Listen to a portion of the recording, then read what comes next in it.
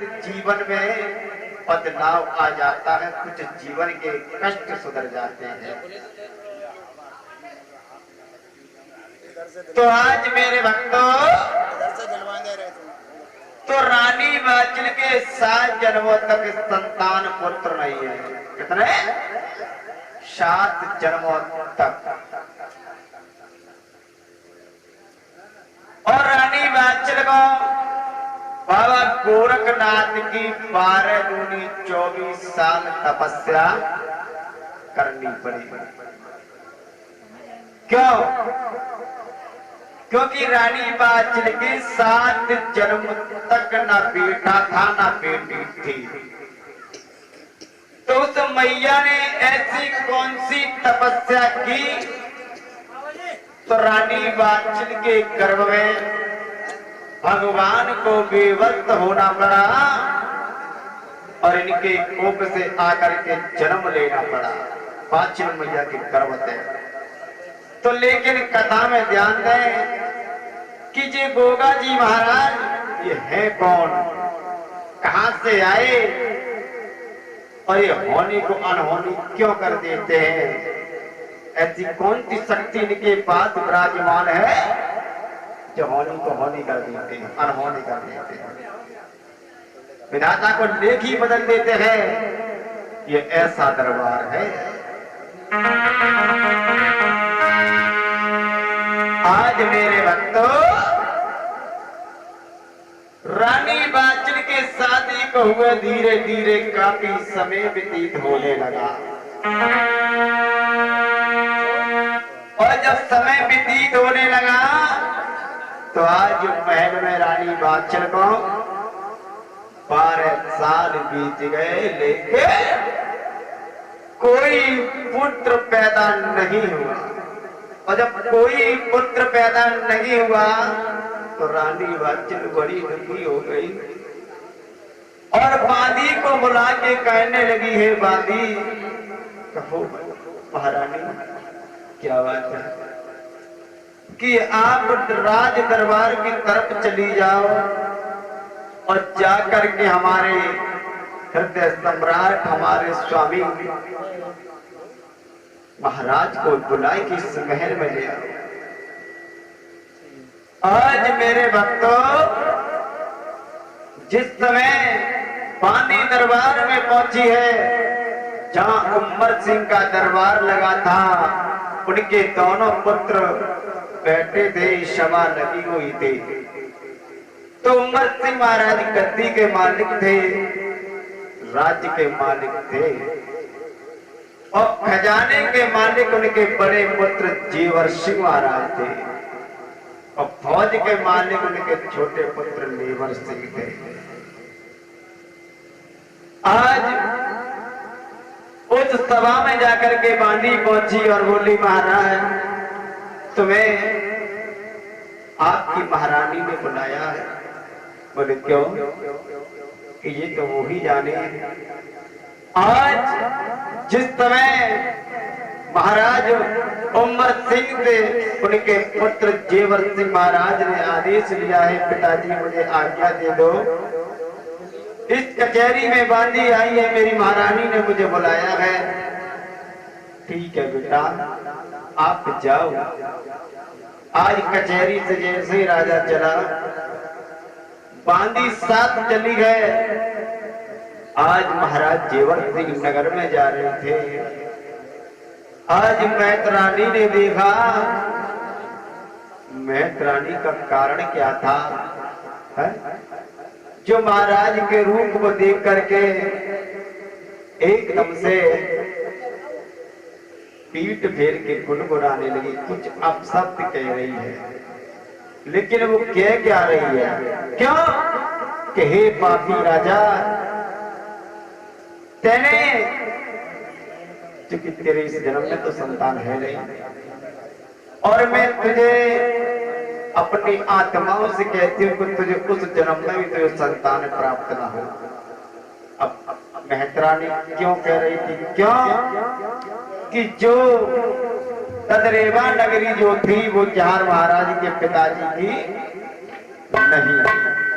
और तुम कहा दूसरे के घर पर कब्जा कर लियो तो भैया मौके तो कहेगो ना, लेकिन वो पीछे जरूर बुराई कर खाया जाना, वहाँ घर पर कब्जा कर लो, वहाँ जगह पर कब्जा कर लो है। अब पैसा में बनो फिर रहा वो बुराई जरूर करेगा। इसी प्रकार से बानी गुनगुन यानी कि मेहतरानी गुनगुना रही थी। जेवर से कहने लगे हे बानी, ये हमारे नगर की मेहतरानी है, क्या गुनगुना रही है? बोले महाराज ये दुनिया संसार है, इस दुनिया संसार में कोई हंसता है तो कोई रोता है? महाराज आप इन बातों से क्या लेना थे, आप महल में चलियो। आज राज दरबार में अपनी रानी के पास में पहुंचे और जब रानी वाचन के पास में पहुंचे, रानी वाचन ने चंदन चौकी डाल के महाराज को बिठा लिया, एक लोटा में जल दिया है। बोले महाराज हाँ ये लो जल और अपने हाथ पैर धो लो, कुल्ला कर लीजिए, मैं इसी समय भोजन लाती हूँ। आज महाराज ने हाथ पैर धोए कुल्ला करते हैं और चौकी पर बैठ जाते हैं। इधर रानी बच्चन ने भोजन का थाल परोस के महाराज के सामने रख दिया है और बोले महाराज आप भोजन कर लो। रानी इसीलिए आपने मुझे बुलाया? बोले नहीं महाराज पहले आप भोजन कर लो। आज राजा जेवर सिंह भोजन करने को बैठा, लेकिन भोजन करने से पहले किसी को खिलाने लगा।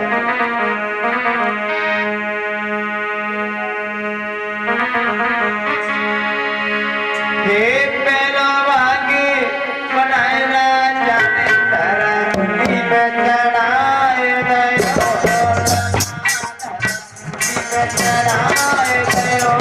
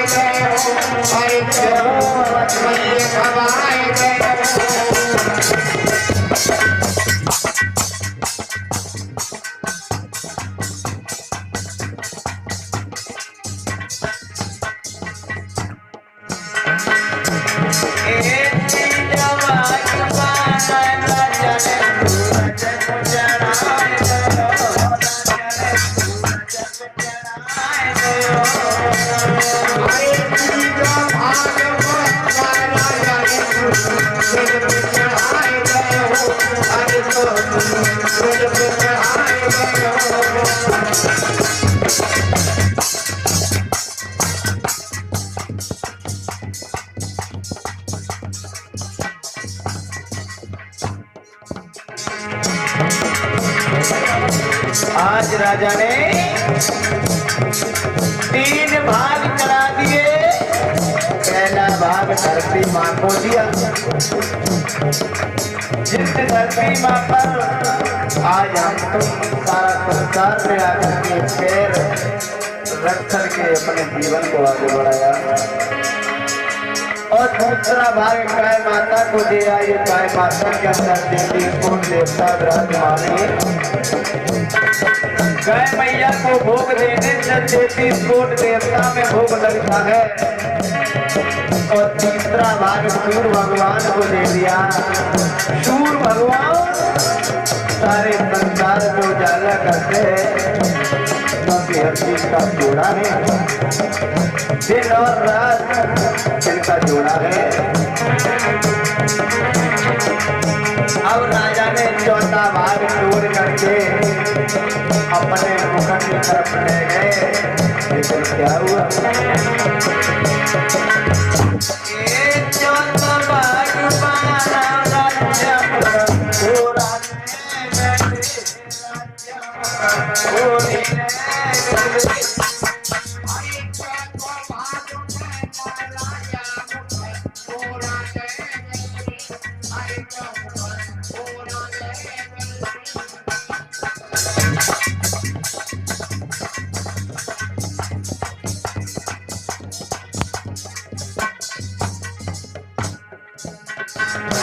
आज राजा ने चौथा भाग अपने मुख की तरफ ले गए। आई गई याद लल्ली की राजा मैंने